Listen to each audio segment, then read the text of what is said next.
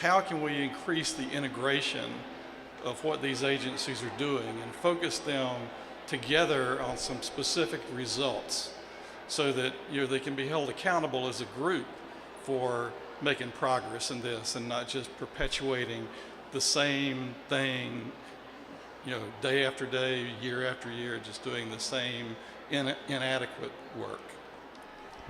I'm going to let you handle this. She knows this is my favorite topic. We're past time where we have to reevaluate and reassess what we are currently doing. We've spent over 30, probably close to $30 trillion on the war on poverty since the 60s. Why do these numbers still look the way that they look?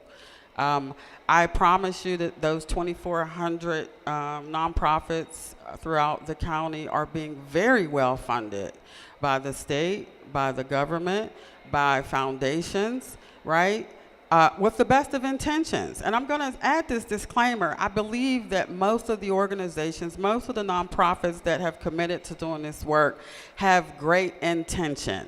However, if you are still facilitating the same program that you've been doing for the last 20 or 30 years, it is time for you to reassess and to reevaluate the work that we're doing. It is time for us to stop pointing the finger of blame at people who are suffering in poverty and start pointing the finger at ourselves and reevaluating what we're doing. Something's not working. So if it's not working, why do we continue to do the work the exact same way? The foundations have a responsibility to assess and evaluate the organizations that they fund. And I tell them this every chance I get. And, I think they're ready to listen. I think they're ready to start reevaluating and assessing these organizations in a different way, because the bottom line is there are people who are suffering.